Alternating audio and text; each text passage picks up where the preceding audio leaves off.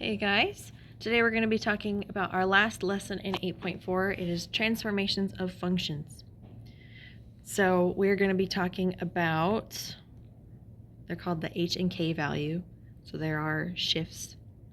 Okay, we'll talk about it. And I can find the value of K on a graph. So our needed vocabulary for today. Your vocabulary was long enough and new enough to without adding these things in there. So I didn't, but we do need them for today. So a family, I can't spell.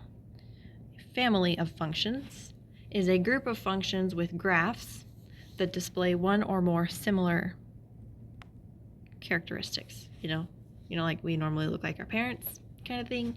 Like that's why we call it a family of functions. Speaking of parents, the parent function is the simplest function with the defining characteristics of the family. The functions in the same family are transformations.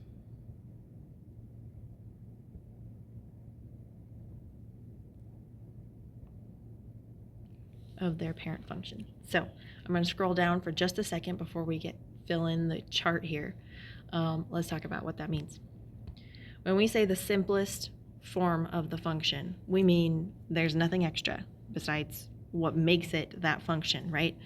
A linear function has to have an x.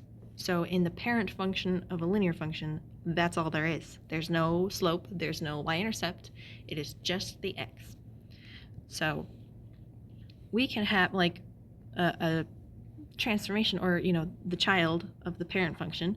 Well, it could have like a slope and a y-intercept, and that would like make a line with similar characteristics. The similar characteristic being it's also a straight line.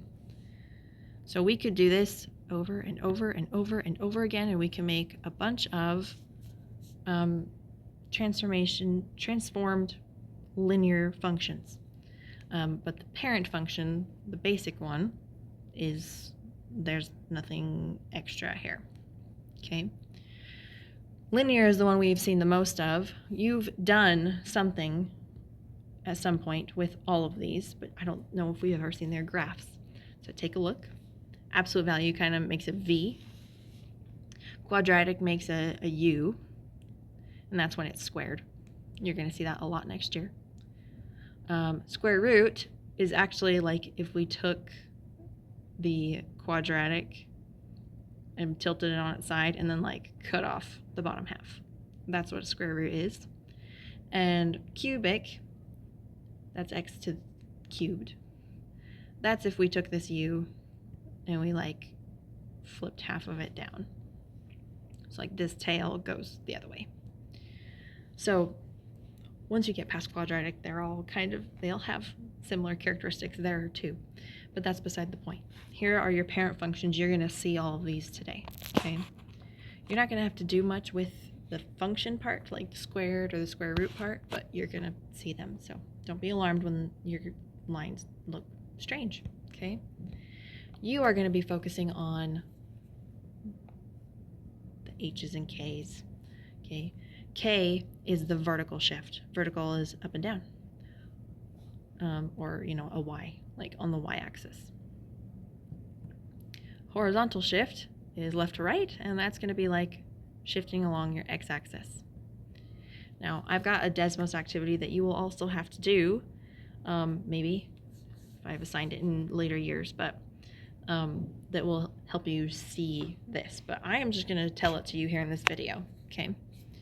If I have my function plus k, so if I have my function plus 5, then that means we're going to shift the graph up 5. If I have minus k, or minus, whatever number you want to put in there, that's down however much. This is where it gets funny. When it's inside the parentheses like that, we call it h, and that is the horizontal shift. So that one actually makes sense. Sorry that k doesn't make sense for vertical shift. But when it's x plus h like this, my function plus h, then that goes to the left. It is this really strange backwards thing. When it goes in the parentheses, it like reverses itself. So if it's x minus h, then that actually goes to the right. If my function has a negative on the outside of it, so if we look at our absolute value function, that would be like the negative out here versus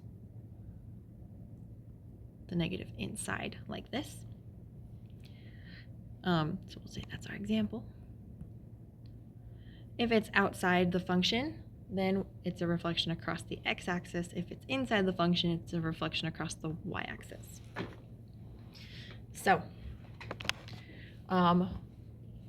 once we have this chart in here, we're just going to keep referring to it. So I'm going to keep scrolling back and forth. We're going to take a look at our example problems that look like our homework tonight. So the graph y equals the absolute value of x. So that's the parent function, right? And you notice the dots right there in the origin. This is our, before we've done anything to it, is the solid black graph there. Which function represents the dotted graph? So how do I get the solid black one to the dotted red one?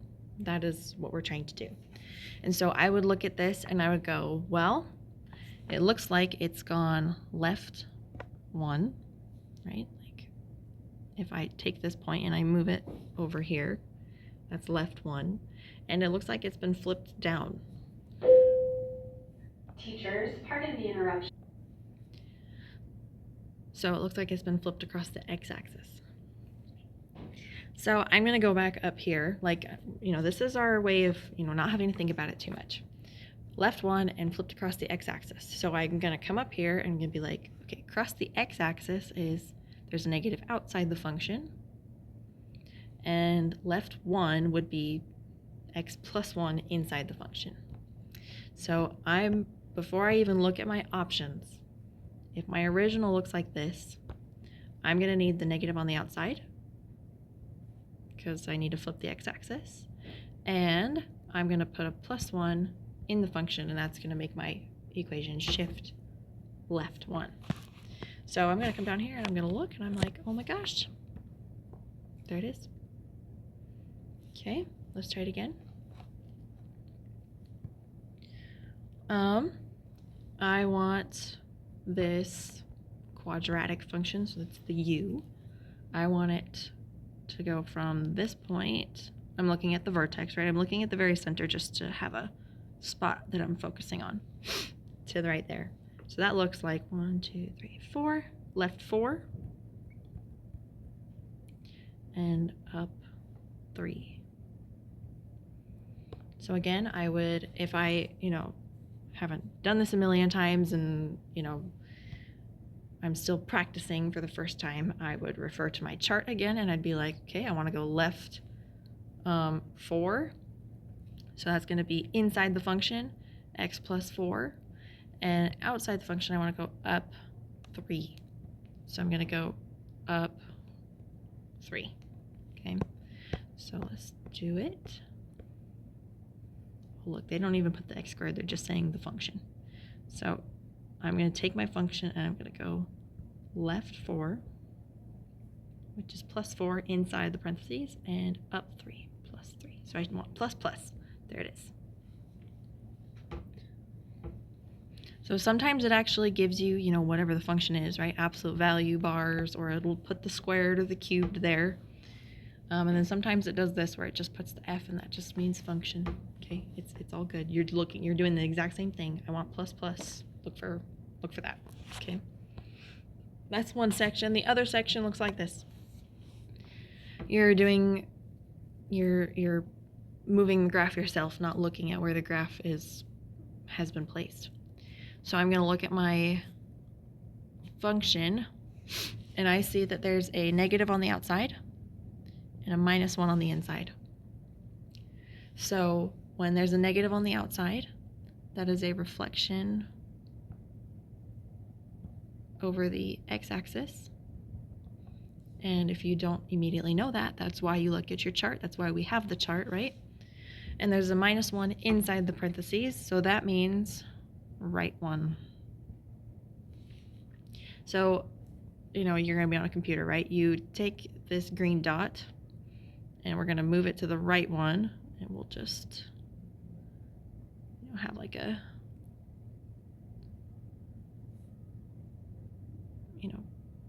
before we've completely finished graph, and I'm going to reflect it over the x-axis. So that means everything above is going to go below like this. Let's see, I want that on 3, -8.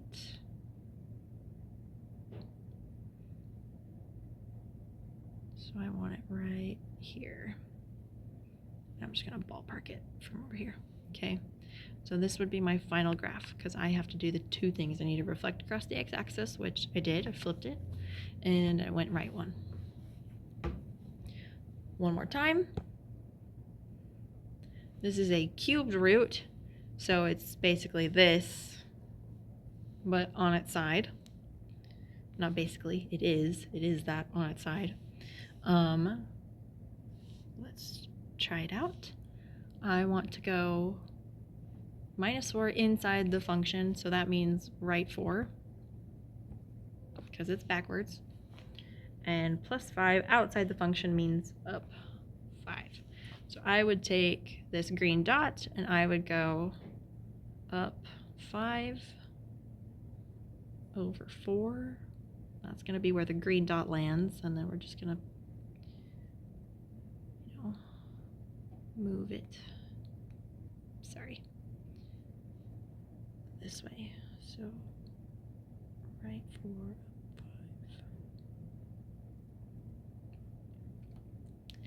Okay, and it's on Delta Math. You won't have to like draw it yourself, but I'm just trying to be accurate so you can see it. There you go. Okay, so I'll even put green right there. That is where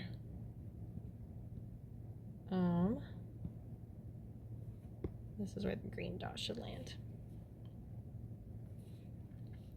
Okay, and that is what your homework looks like. So email me if you have any questions. Try it out. Have a good day.